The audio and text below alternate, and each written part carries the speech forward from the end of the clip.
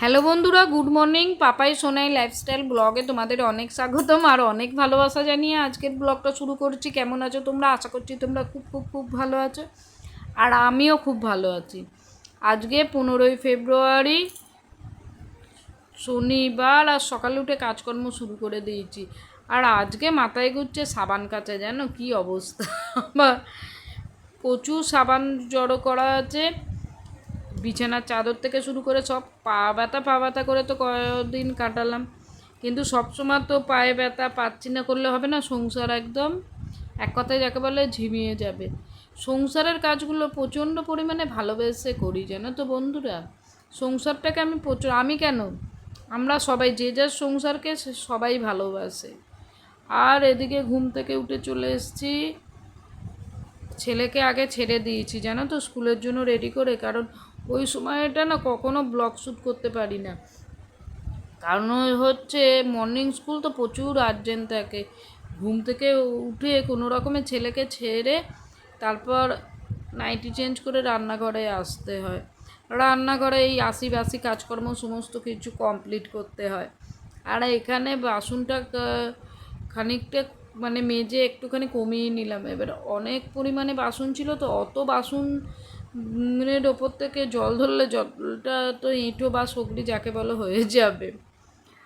আর এদিকে চলো আগে চা বসাই, চা খেতে হবে জানো তো। সকালে উঠে যত কাজ করা হয় না কেন, এক কাপ চা যদি পেটে পড়ে যায় আমি আর একদম 2-3 ঘন্টা কাজ টেনে দিই।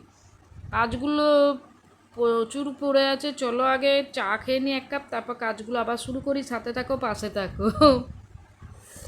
আর এদিকে দেখো চলে এসেছি আবার নাইটি চেঞ্জ করে রান্নাঘরে।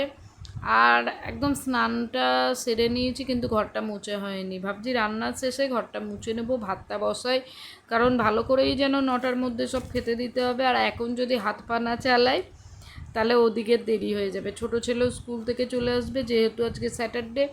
আজকে তো হাফ ছুটি হয়, স্যাটারডে একটু অসুবিধে হয়ে যায়। ওর বাবা একটু দেরি করে বেরোবে বলে সুবিধে, নাহলে আমার দ্বারা ওই এনে আবার রান্নাবান্না করা একটু চাপের তো হয়ে যায়। কিন্তু জীবনে আমি চাপ নিতে প্রচণ্ড ভালোবাসি।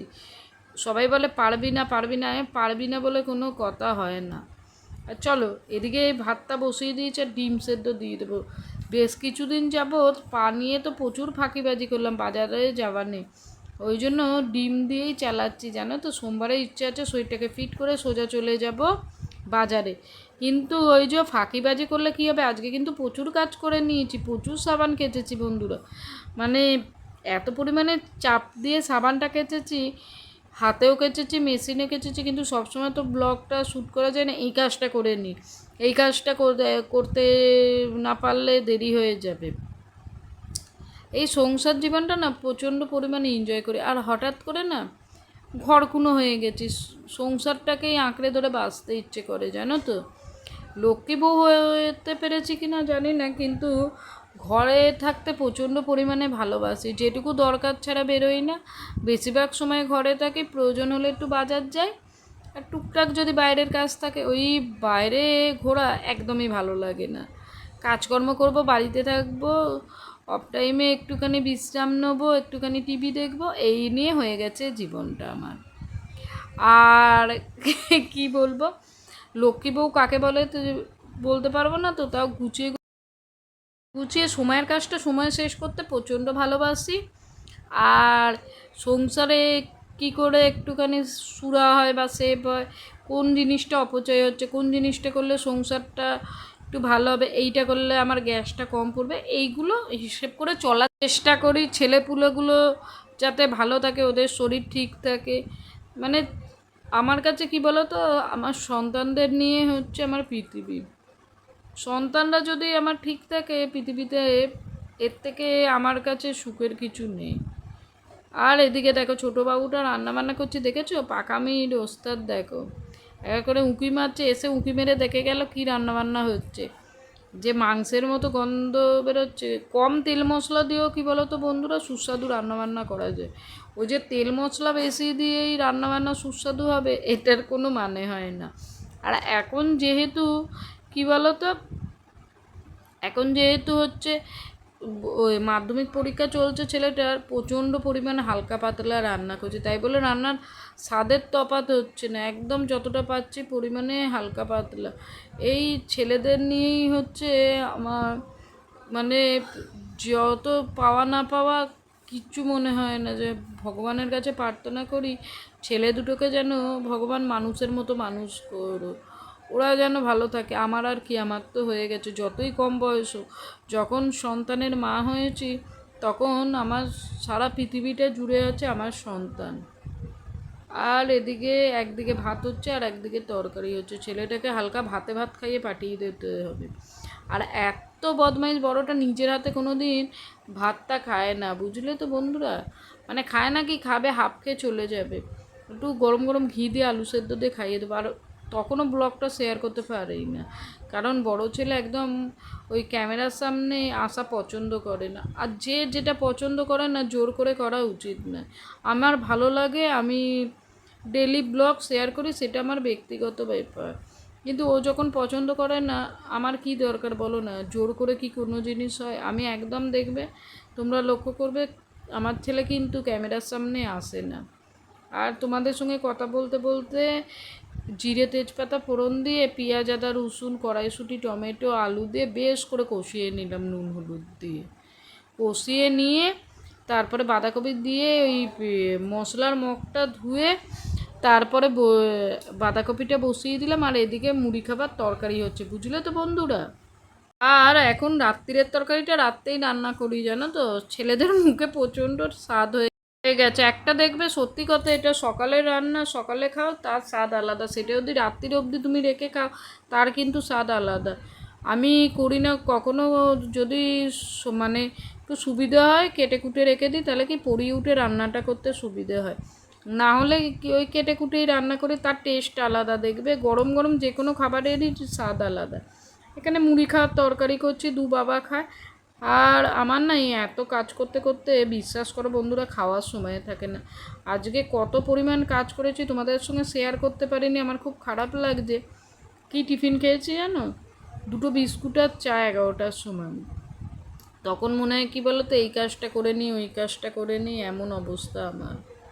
এদিকে চলো এদের ভাতটা বেড়ে দিই। মাঝে মাঝে মনে হয় কী বলো তো, রান্না বান্না করে দিচ্ছি, যদি কেউ বেড়ে দেয় একটু সুবিধে হয়। একা রাতে করতে না একটু কষ্ট হয়ে যায়। মনে হয় কেউ যদি একটুখানি সবজিটা কেটে দেয়, একটু টুকটাক কাজগুলো করলে না ভালোই লাগে। আর এদিকে কিন্তু রান্না বান্না করছি, ওদিকে কিন্তু মেশিনে কাচতে দিয়ে দিয়েছি। কটা সকালে যে নাইটিগুলো হাতে সাবান দিয়ে কেচে দিয়ে এসেছি, কম্বলটা কেচে ছাতে দিয়ে এসেছি মেশিনে। আজকে কাচাকুচির চাপ প্রচণ্ড, এত পরিমাণ কেচেছি, আমার খুব খারাপ লাগছে তোমাদের সঙ্গে শেয়ার করতে পারলাম। পুরো ধোপার বাড়ি হয়ে গেছিলো জানো আমার বাড়িটা, এক কথায় যাকে বলে। আর এদিকে তিনজনের খাবার বেড়ে নিচ্ছি, তারপর হচ্ছে আমার বাবাকে মুড়ি দেবো, বড়টার খাবার বেড়ে ওকে খাইয়ে দিতে হবে, তোমাদের দাদার ডালিয়া বাড়বো। বললাম না সকালে নিঃশ্বাস ফেলার সময় থাকে না, কি আর বলবো। আর এত কাজ করি বলে আমার ছোট ছেলের মনে প্রশ্ন, কি এত কাজ করো মা, তুমি এত কাজ করো সারাদিন কেন কাজ করো? ওকে বলে বুঝিয়ে পারি না যে বোকা, যারা যদি সারাদিন না কাজ করি তাহলে সংসারটা হেসে খেলে চলবে কি করে। আমি তো মনে করি ঘাড়ে মুড়ে সংসারে পরিশ্রম করে যাও, দেখবে সেই সংসারে মানে সফলতা আছেই। আর এদিকে মানে স্নানটা করে নিয়েছি জানো তো, ঢুকেছিলাম নাইটি কাচতে, কিন্তু এদিকের কাজকর্মগুলো হয়নি। আর এদিকে দেখো, বললাম না আমার বাড়ি হয়ে গেছে একদম যাকে এক কথায় বলে ধোপার বাড়ি, কাচ্ছি মেলছি, কিছু করার নেই। কী বলো তো, সংসারে সব কিছু যেমন রান্নাবান্না করে খাওয়া দাওয়া করতে হবে, ঘর ঝাড়পোছ করতে হবে, ঝুল ঝাড়তে হবে, জামা কাপড় কেচে মেলা, সমস্ত কাজ, যে কাজটা আমরা ফেলে রাখবো সে কাজটাই কিন্তু পড়ে থাকবে। আর ওই দিকে কেচে মেলালাম, আর এদিকে মানে ফার্স্ট টিপে যেগুলো কেচেছিলাম সেগুলো শুকিয়ে গেছে, তুলে এনে ভাঁজ করছি। বললাম না কাজ ফেলে রাখা একদম পছন্দ করি না, যে কাজটা ফেলে রাখবো সেই কাজটাই মনে হবে যেন এক কথায় যাকে বলে পড়ে আছে। ওই জন্য যতটা সম্ভব আমি সম্ভবের বাইরে গিয়েও কাজকর্মগুলো করে রাখার চেষ্টা করি। আজকে কাচাকুচি কমপ্লিট করি, এরপরে সোম মঙ্গলবার করে বাজার যেতে হবে, কারণ নিজের হাতে বাজার করছি না, ভালো লাগছে না। যে দেখবে নিজের হাতে যা করে সেই কাজ যদি না করে তার ভালো লাগে না। আর সকালে কোনো রকমের ঝাঁটটা দেওয়া ছিল, চলো ঘরদোর মুছে মুছে নেবো। আজকে কিছু করার নেই, স্নানটা আগে করে ফেলেছি বলে এই কাজগুলো পরে করতে হচ্ছে, বুঝলে তো বন্ধুরা।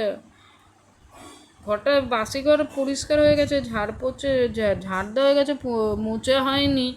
বাবা বারণ করছিল, অনেক খাটুনি হয়ে গেছে, যা যা মুছিস না। আর এখানে না এরা ভাত খেয়েছে কি ফেলেছে কে জানে, মানে প্রচণ্ড, যাকে এক কথায় বলে টানাটুনি করেই মানে মুছতে হচ্ছে। ম্যাগির ঝোল, এবার আমার মনে পড়েছে ভাত না ম্যাগির ঝোল।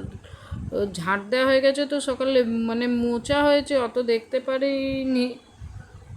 চলো ঘরটা মুছে দিই। আর বাবা ওদিকে রাগ করছে যে মুছতে বারণ করলাম, মুছছিস, কিন্তু কি বলো তো, ওই এক কথায় যাকে বলে বাড়িতে থাকি কি আর করব বলো না, সংসারের কাজগুলো তো পরিপাটি করে করতে হবে, নাহলে সংসারটা কি করে চলবে। তাহলে বন্ধুরা আজকের ব্লগটা এই পর্যন্ত শেষ করছি, তোমাদের সঙ্গে দেখাবে নেক্সট ব্লগে। ভালো থেকো, সুস্থ থেকো।